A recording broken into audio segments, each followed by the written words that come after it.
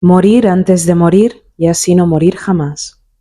Desde tiempos antiguos el ser humano ha necesitado creer que decide. El libre albedrío ha sido una tabla de salvación filosófica, moral y espiritual. Es la idea que legitima la responsabilidad, el castigo, la redención y la libertad. Sin él todo parece venirse abajo, ya sea el sistema judicial, la religión, la ética, la noción de mérito o incluso la narrativa heroica. Sin embargo, hay una pregunta que cuando se formula con la suficiente profundidad, tiembla como una campana cósmica. ¿Y si el libre albedrío es una ilusión? Lo que busco no es destruir la idea del libre albedrío simplemente por el placer de demoler estructuras, al contrario, se trata de un acto iniciático, desvestir la ilusión para que algo más profundo emerja. Porque si el libre albedrío tal como lo concebimos no existe, ¿qué es lo que realmente mueve nuestras decisiones, destinos y conciencia? Comencemos con una escena cotidiana. Alguien decide dejar su trabajo y comenzar una nueva vida más espiritual. El relato superficial nos dice que esa persona eligió, desde su libertad, dar un salto. El relato profundo nos pregunta: ¿qué fuerzas, visibles e invisibles, internas y externas, determinaron que esa decisión ocurriera? ¿Qué memorias tempranas, dolores no integrados, fuerzas sociales, expectativas culturales o incluso arquetipos inconscientes llevaron a esa persona a tomar esa decisión? El libre albedrío, en el mejor de los casos, es una narrativa post facto, una historia que nos contamos para justificar algo que ya había comenzado a moverse mucho antes de que nos diéramos cuenta. Como reveló Benjamin Libet en su famoso experimento, el cerebro toma decisiones antes de que el sujeto sea consciente de haberlas tomado. El potencial de acción aparece fracciones de segundo antes de la voluntad.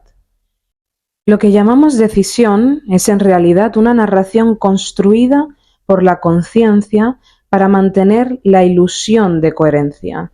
Pero eso es solo el comienzo. La visión materialista del determinismo ha sido caricaturizada. Se nos dice que si no hay libre albedrío, somos autómatas sin alma, piezas de una maquinaria. Pero el determinismo no implica mecanicismo. En las filosofías orientales, especialmente en el Advaita Vedanta o en el taoísmo, no hay conflicto entre destino y libertad porque no hay un yo separado que decida.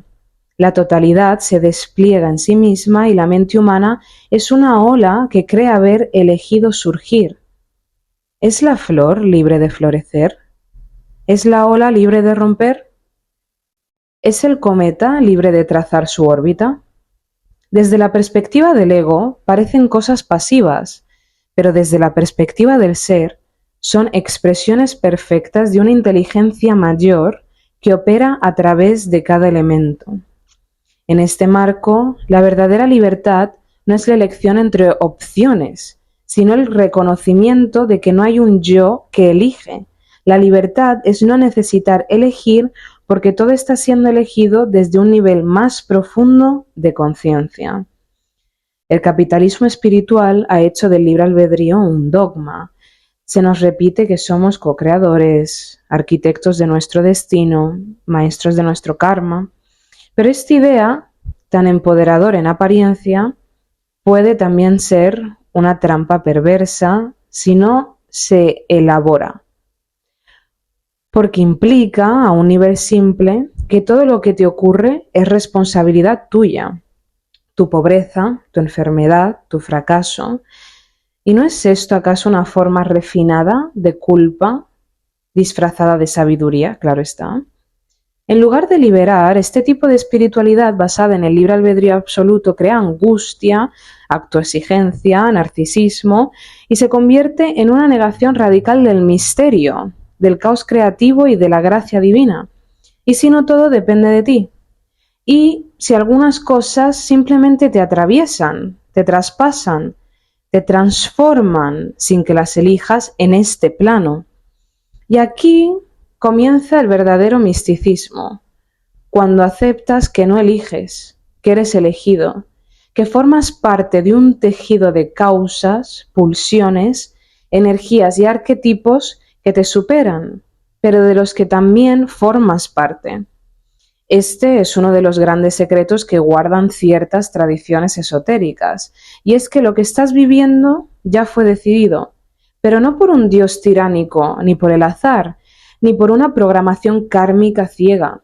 Fue decidido por ti, pero no por el yo pequeño que eligió qué ropa ponerse esta mañana, sino por el yo soy eterno, el ser esencial que habita fuera del tiempo y que se proyecta en esta dimensión como una chispa de sí mismo.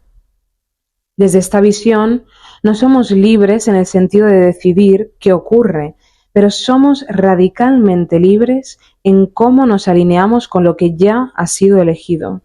La libertad no es hacer lo que quiero, sino querer lo que ya es, un acto de rendición consciente. Y aquí el libre albedrío no se niega, sino que se transfigura. El yo, como tal, no elige, pero la conciencia sí. Y cuando el yo se alinea con la conciencia, surge una libertad que no es elección, sino encarnación. La mayor ilusión no es el libre albedrío, es el yo que cree tenerlo. La neurociencia moderna ha comenzado a desmantelar el teatro del ego con una precisión quirúrgica. Lo que llamamos decisión no es una autoridad sentada en un trono mental firmando decretos, sino una coreografía de impulsos, asociaciones, experiencias pasadas, genética, traumas y neurotransmisores. Cada acto, por muy banal que parezca, ya sea tomar un café en lugar de un té, decir sí a una propuesta o escribir un poema, es el producto final de millones de interacciones bioquímicas, muchas de ellas inconscientes. Cuando tomamos una decisión, el cerebro no consulta a un comité ético interno con plena información. Elige sobre la marcha, condicionado por hábitos, patrones y mapas emocionales profundamente anclados en el cuerpo. El yo solo aparece después, para narrar lo que ocurrió, como si hubiese sido él el artífice de todo. Daniel Kahneman, con su teoría del pensamiento rápido y lento, mostró que la mayoría de nuestras acciones se rigen por el sistema 1, que es automático, emocional, rápido y sesgado. Solo después interviene el sistema 2, el racional, que construye explicaciones coherentes, aunque muchas veces falsas, para justificar la acción tomada. En el mejor de los casos, el yo racional es un comentarista tardío, no un decisor. La psicología del inconsciente, desde Freud hasta Jung, no hace más que confirmar esto. Somos movidos por fuerzas internas que rara vez comprendemos, ya sean arquetipos, sombras, complejos o deseos reprimidos. Y vital es también recordar que antes de toda decisión hay un cuerpo. El cuerpo es una mente anterior al pensamiento, una inteligencia que no se expresa con palabras, sino con tensión, relajación, náusea, escalofrío, contracción, flujo. La biología es el primer lenguaje del destino, y esto no es una metáfora poética, es un hecho científico. El sistema nervioso autónomo reacciona milisegundos antes que la conciencia interprete. El corazón se acelera, las pupilas se dilatan, la piel se eriza, el cuerpo sabe, el cuerpo recuerda, y muchas veces el cuerpo decide. Decide no entrar en una habitación donde ocurrió algo terrible. Decide bloquear una emoción que fue insoportable en la infancia. Decide enamorarse de alguien que representa la figura ausente de la madre o el padre. El cuerpo vota antes que la mente, y su voto es casi siempre definitivo. Aquí el libre albedrío no desaparece, pero se traslada. No es la mente racional quien elige, es la totalidad del sistema psicobiológico quien responde, desde niveles que escapan al yo. Desde la visión esotérica profunda, el libre albedrío es un prerequisito del ego, pero no del alma. La idea de poder elegir es útil durante una etapa del camino espiritual, cuando el individuo empieza a salir de la identificación con el entorno, con la familia, con los dogmas. En ese momento, el acto de elegir parece un signo de poder, pero es solo uno de los muchos escalones que nos encontramos en nuestro camino como buscadores de la verdad. Llega un punto en el que el alma ya no quiere que el yo elija, quiere que el yo se rinda, que reconozca que no puede saber, no puede controlar, no puede predecir, porque solo desde ese lugar emerge la verdadera sabiduría, la de dejarse mover por algo más profundo, más vasto, más vivo. Los antiguos iniciados sabían esto, ya sea en los misterios órficos, en los ritos egipcios o incluso en las prácticas sufíes. El propósito no era fortalecer el yo, sino disolverlo, desmontarlo pieza por pieza hasta que solo quedara el vacío fértil, aquella matriz del ser, allí donde no hay libre albedrío, pero sí propósito, donde no hay decisión, pero sí dirección, donde no haya elección, pero sí destino. Una de las contribuciones más aterradoras y a la vez liberadoras de Jung fue la idea del inconsciente colectivo. O sea, no solo cargamos con nuestra historia personal, sino con la historia de la humanidad. Nuestros actos, nuestras decisiones, pasiones y temores no son solo nuestros. Nos atraviesan arquetipos que han estado vivos desde hace milenios. Como por ejemplo, te puedo poner el héroe, la madre, el traidor, el amante, el sabio, el bufón, por decir algunos. Cuando alguien toma una decisión libre, ¿de verdad es libre o está actuando el mito del Redentor? ¿O el mártir? La Virgen sacrificada quizás. A lo mejor el patriarca. ¿Cuántas elecciones que creemos personales no son sino expresiones de un drama colectivo que se repite a través de nosotros? Aquí el libre albedrío se desvanece como niebla al amanecer. Lo que emerge es una responsabilidad más honda, no de decidir, sino de recordar qué fuerza te habita en ese momento. Preguntarte, ¿estoy siendo movido por la sombra o por el alma? ¿Por el miedo tribal o por el arquetipo del rebelde? ¿Habla el trauma de mi linaje o la gracia del espíritu? A lo mejor en este momento te estarás preguntando que si la idea del libre albedrío se disuelve en el laboratorio, en la consulta terapéutica y en la contemplación del cuerpo, ¿qué ocurre cuando ascendemos a los planos metafísicos? ¿Es el alma entonces la última decisora? ¿Tiene el alma libre albedrío? La mayoría de las tradiciones esotéricas que aceptan la noción de reencarnación, por ejemplo el hinduismo, el budismo, el hermetismo o algunas corrientes gnósticas, coinciden en un punto sutil y poderoso. La vida que estás viviendo no es una improvisación, ni una casualidad, ni una carta blanca. Es un diseño pactado, quizás elegido por una parte de ti que no se manifiesta en la cotidianidad del yo. Te repito, la vida que estás viviendo no es una improvisación, ni una casualidad, ni una carta blanca. Es un diseño pactado, quizás elegido por una parte de ti que no se manifiesta en este plano. Algunos lo llaman el yo superior, otros el Atman, también es llamado el alma, el daemon, el ángel de la presencia, pero bueno, sea cual sea su nombre, es una inteligencia que no razona como lo haría un humano, no busca comodidad, no busca éxito, no busca reconocimiento, quiere expansión, integración, recuerdo. Y para lograr eso puede ponerte en escenarios aparentemente absurdos o crueles, ya sea una infancia muy difícil, una traición devastadora, una enfermedad fulminante, un don que no puedes usar. Bueno, desde la óptica del yo, todo eso parece injusto, Pero desde la mirada del alma son escenarios perfectos para despertar. Lo que creemos estar eligiendo es solo la superficie de lo que el alma ha dispuesto para sí misma. Y es que no estamos aquí para elegir, estamos aquí para recordar por qué elegimos venir. No estamos aquí para elegir, sino para recordar por qué elegimos venir. ¿Por qué has venido aquí?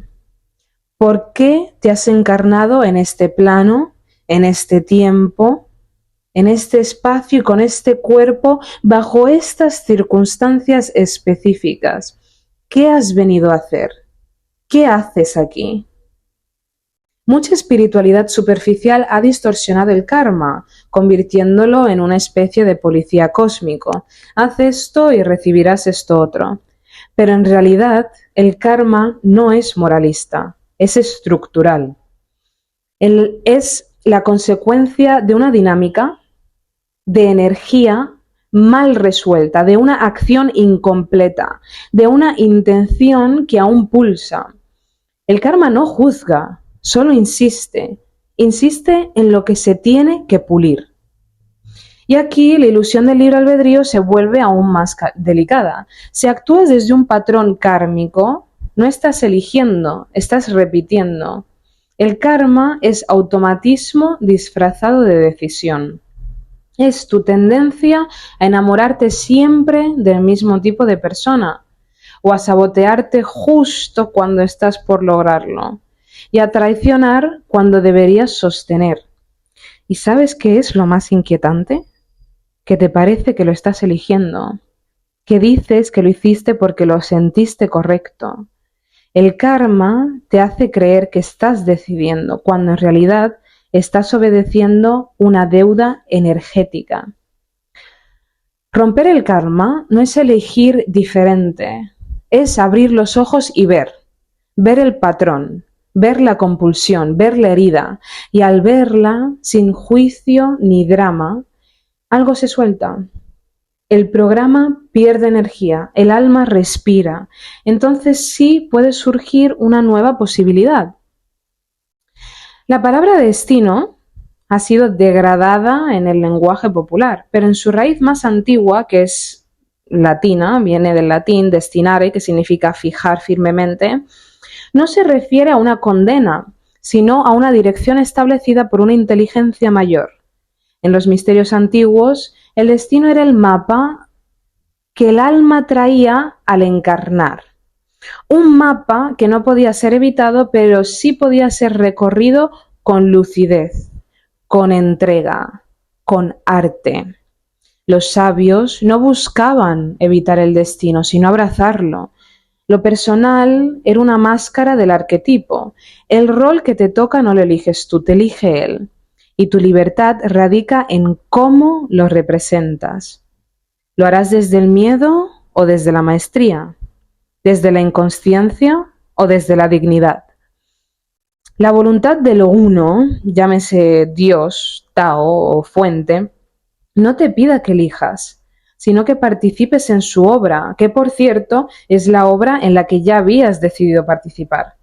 Y participando, entonces aparece una paradoja. Cuando dejas de luchar por elegir, comienza a fluir a través de ti una voluntad más vasta, más plena, más coherente que la del ego simple, una voluntad que no busca cosas materiales, sino alineación divina, una voluntad que no desea, sino que sabe. Y aquí llegamos al umbral místico más alto, el momento en el que el yo deja de percibirse como agente de nada. Este es el núcleo de las enseñanzas no duales, de la iluminación zen, del moksha hindú o del despertar sufí, por ponerte unos ejemplos. Cuando Buda alcanzó la iluminación no dijo yo me iluminé, sino hay iluminación. Esto nos muestra que el yo fue atravesado por un estado. No lo creó, no lo logró, no lo decidió, simplemente desapareció. Y en esa desaparición quedó lo que siempre estuvo, que es la claridad, la paz y el simplemente ser. El sabio no dice yo elegí este camino espiritual, dice el camino me eligió. Y eso no es modestia, es precisión. El yo no elige el despertar. El despertar ocurre cuando el yo deja de necesitar elegir. Entonces, volvamos a la pregunta principal. ¿Existe el libre albedrío? En mi opinión, no en el sentido que creemos, pero sí en otro. La libertad no es elegir entre opciones, sino despertar del creer que eliges. Ahora bien, que el libre albedrío sea una ilusión no implica que seamos irresponsables. Al contrario, nos vuelve radicalmente consecuentes. Ya no de nuestras decisiones conscientes, sino de aquello a lo que estamos sirviendo en cada acto. Estás sirviendo al yo herido, al trauma, al egoísmo, al miedo o al alma, al amor, a la totalidad. La libertad última no es elegir entre caminos, sino asumir quién eres mientras el camino se revela, en cada gesto, en cada palabra y en cada silencio. No como alguien que decide, sino como alguien que habita. Y esa forma de estar en el mundo, sin necesidad de elegir, sin necesidad de controlar, no es pasividad, es maestría, es libertad real, la que no se basa en lo que haces, sino en lo que eres. Uno de los pilares sobre los que se asienta el dogma del libre albedrío es el sistema ético. Se nos enseña desde pequeños que tienes que hacer lo correcto, que eres responsable de tus decisiones y que tus elecciones morales definen tu valor como ser humano. Esta estructura se traduce en premios, castigos, contratos, castidad, heroísmo y culpa. Mucha culpa. Pero, ¿qué ocurre si desmantelamos el libre albedrío desde su raíz? ¿Se derrumba la moral? ¿Nos volvemos animales sin conciencia ni compasión?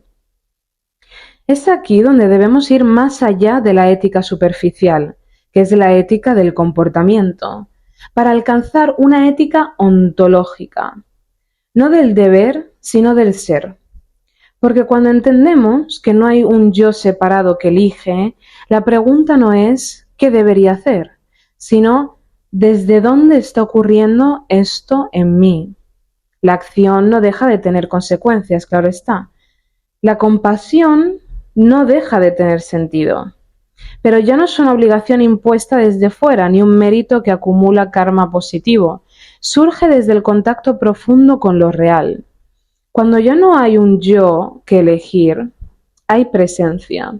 Y desde la presencia, la compasión no es una virtud, sino una expresión inevitable.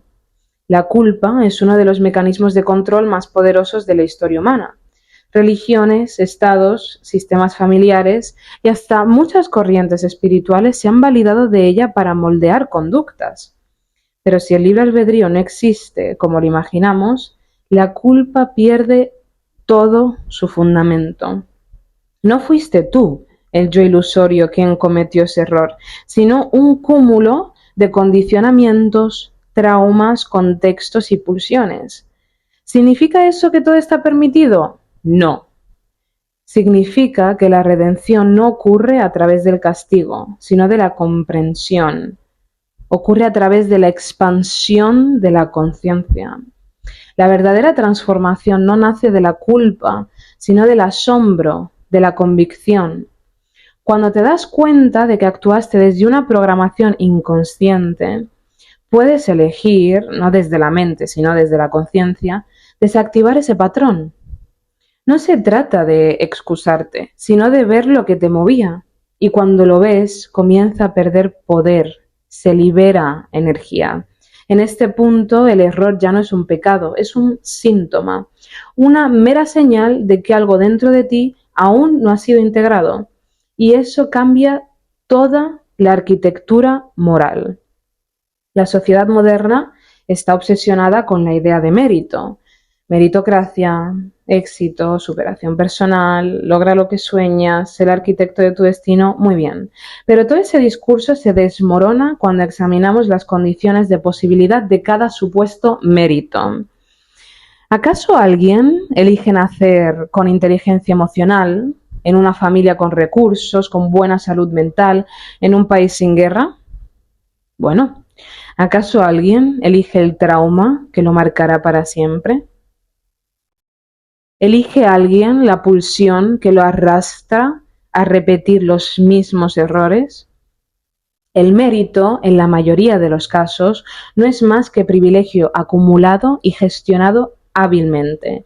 Es la glorificación del condicionamiento favorable. El que ha tenido que luchar con demonios internos jamás elegidos, con carencias profundas, con historias de dolor y aún así logra amar, ¿no es más meritorio que el que triunfa por haber nacido con todo a su favor?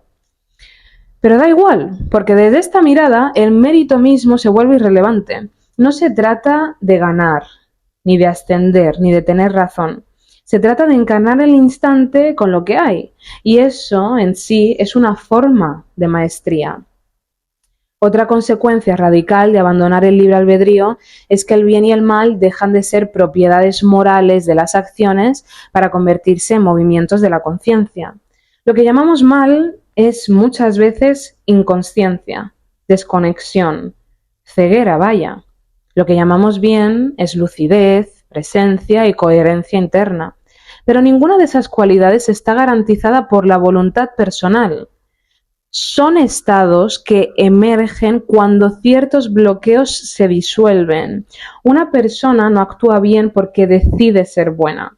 Actúa bien cuando se libera de sus heridas, de su odio y de su miedo.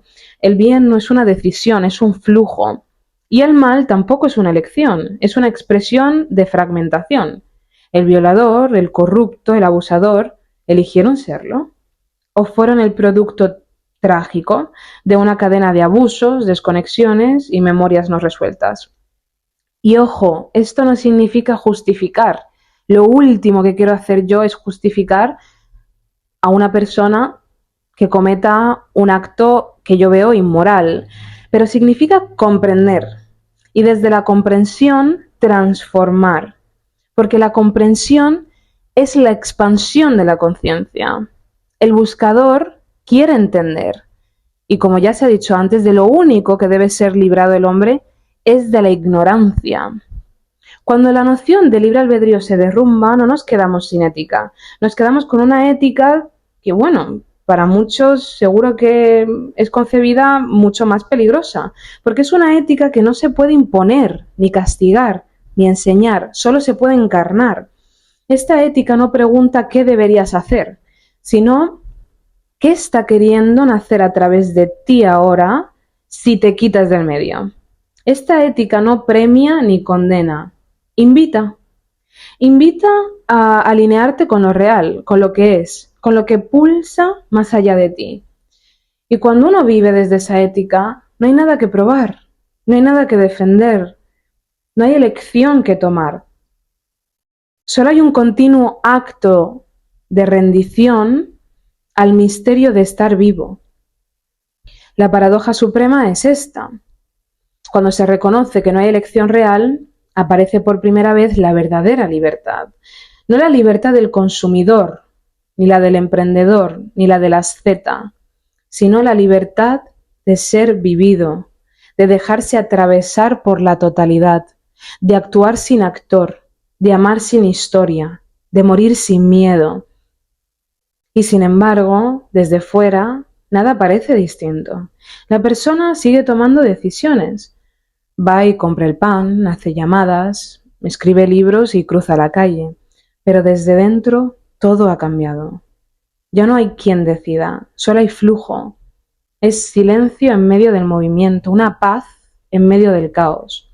La mente, que antes jugaba a ser reina del universo, se convierte en sirvienta de lo que es. Ya no emite juicios apresurados, no fabrica razones para justificar acciones, no exige garantías. La mente libre no es la que escoge mejor, sino la que no necesita escoger. Se vuelve como el bambú, hueca por dentro y firme por fuera.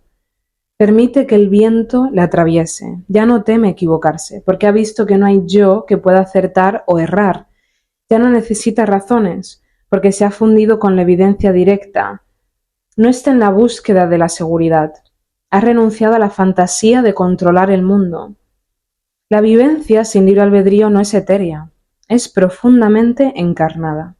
El cuerpo, liberado del mandato de elegir correctamente, se convierte en un instrumento de percepción cada vez más afinado. Escucha, siente, responde. La inteligencia biológica, ya no sometida a la dictadura del yo, empieza a expresar su sabiduría innata. Los impulsos se purifican, las emociones se vuelven brújulas, el sistema entero entra en resonancia con la vida. En este estado, el cuerpo no obedece, ni desobedece tampoco, participa. El gesto de mover la mano, de besar a alguien o de quedarse en silencio, todo eso ocurre con una claridad que no necesita justificación. Es sagrado no por lo que significa, sino por su precisión. Una vida sin libre albedrío no es una vida sin alma. Es una vida en que el alma ya no está encadenada al ego. No tiene que disfrazarse de personaje espiritual. No busca dar discursos. Le da igual convencer a alguien. El alma se manifiesta con una transparencia radical. No oculta nada, no retiene nada. Simplemente ama sin esperar, sabe sin pensar y da sin tener. Y cuando el alma actúa desde ahí, sin el yo como intermediario, porque ese yo se ha transparentado y deja ver a través de él, sus gestos pueden parecer incomprensibles desde fuera. A veces se aleja cuando todos esperan que se quede. Se puede reír en medio de un duelo. A veces corta con una relación que parecía perfecta, o permanece inmóvil donde se espera acción. Es impredecible, no porque sea caprichosa, sino porque no se rige por los mapas del miedo, que es lo que normalmente rige nuestras vidas en este plano. Vivir sin libre albedrío no significa vivir sin responsabilidad, lo tengo que recalcar. Significa vivir con la responsabilidad más alta, que es la de encarnar lo divino, lo que es, momento a momento, sin interferencia del yo. Y cuando eso ocurre, el mundo entero cambia de textura. Ya no es una serie de obstáculos que debes sortear. Es un escenario vivo, sagrado, tejido por una inteligencia que no entiendes, honestamente, pero en la que confías. Cada persona que aparece, cada situación, cada palabra que surge, es reconocida como parte del rito. No hay nada fuera de lugar, no hay terror, no hay error. Todo es exacto, incluso el caos o la pérdida, incluso el dolor. El que ha visto la ilusión del libre albedrío, pero no se ha vuelto cínico ni nihilista, sino radicalmente lúcido, es otro tipo de ser humano. No necesita tener razón, no compite, no se apega a su rol, no se identifica con su historia, le da igual la redención, no predica nada, simplemente está, respira, vibra y participa.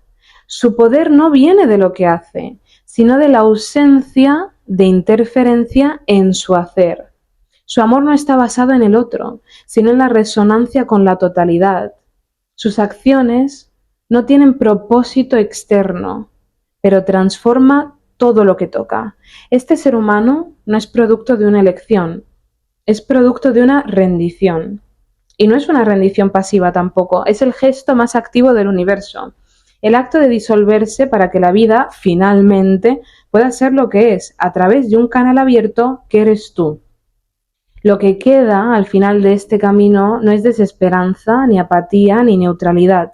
Lo que queda es gracia, pero no una gracia mística y sentimental, una gracia feroz, precisa e incuestionable. La gracia de ver que nunca estuviste separado, que todo fue cuidado, que incluso tus errores eran coreografías perfectas, que tu sufrimiento fue una puerta. Y que no necesitas elegir, porque ya eres lo que buscabas. El mito del libre albedrío no debe ser destruido con violencia, sino disuelto con claridad. No se trata de convencer a nadie, sino de invitar a mirar con nuevos ojos, a ver qué ocurre si sueltas la idea de que estás decidiendo y simplemente atiendes a lo que está ocurriendo en ti, a través de ti, sin resistencias. Tal vez, solo tal vez, descubras que nunca fuiste el autor y sin embargo todo en ti era sagrado. Y ese es el misterio, ese es el retorno. Un besito y mucha luz.